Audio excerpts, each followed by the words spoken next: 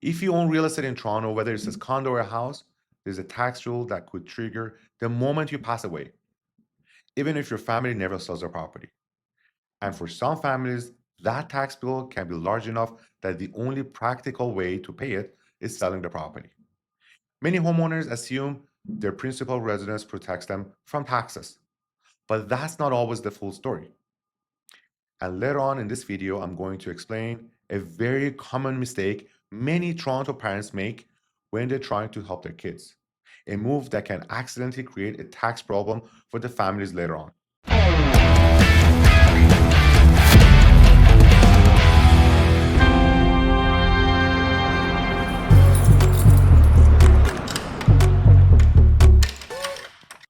Hi, I'm Marco Momeni, 24 years in Toronto real estate with Remax Hallmark, the number one team in Ontario by volume.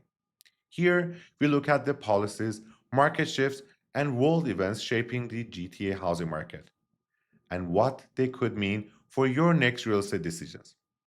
On this channel, I share insights about the Toronto housing market, real estate strategies, and the financial realities behind property ownership in Canada.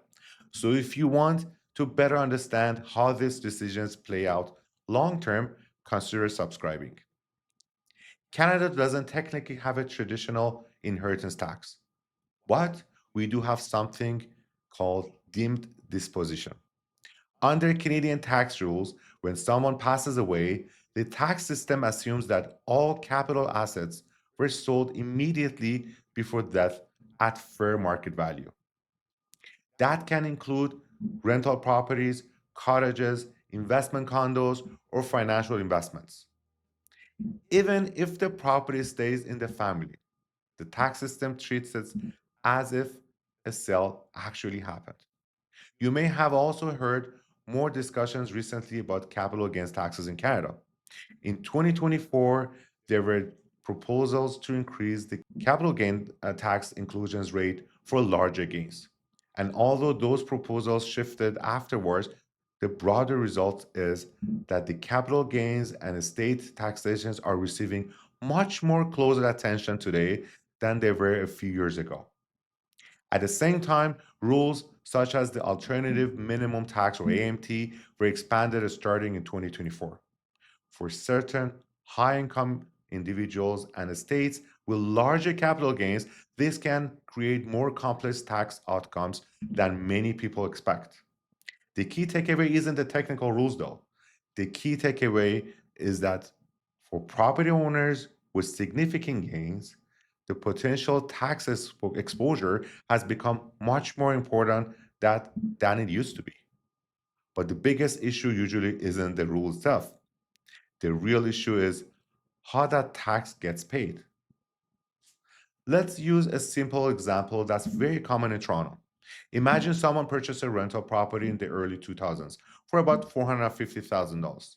Today, that said property might be worth about 2.2 million. That represents a capital gains of roughly $1.75 million. In Canada, 50% of capital gains are typically included as taxable income. So roughly $875,000 could be added to the final tax returns of the states. Depending on the tax brackets and the state circumstances, that could result in the tax obligations of hundreds of thousands of dollars. And the CRA expects that tax to be paid in full and immediately. If the state doesn't have enough liquidity, meaning cash or other investments, the family may face limited options. They might need to refinance the property, sell other assets, or sell the property itself.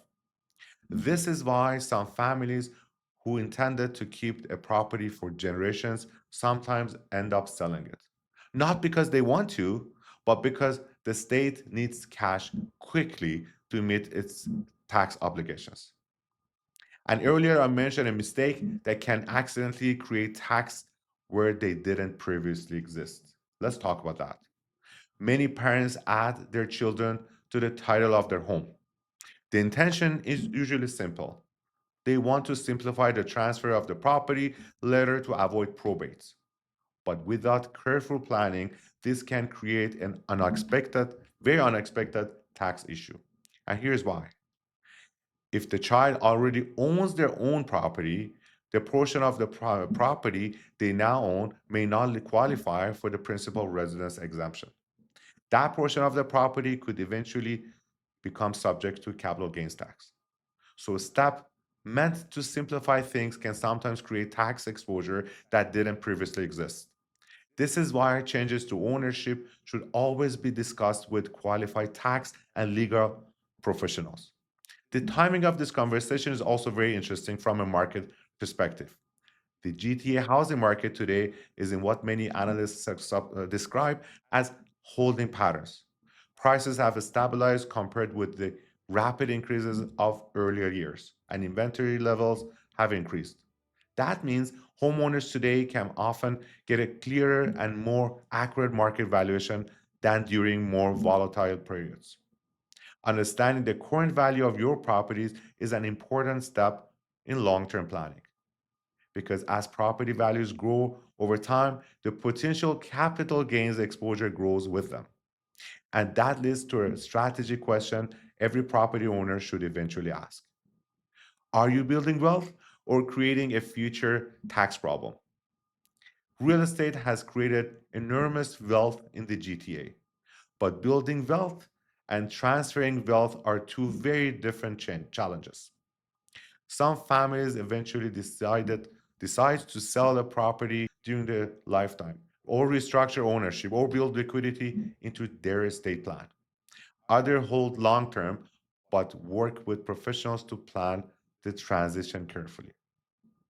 There is no universal solution, but ignoring the question entirely can create difficult decisions for the next generation.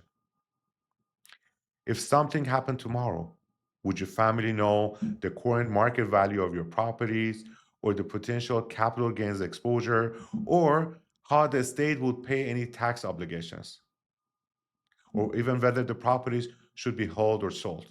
Many people assume things will simply work themselves out.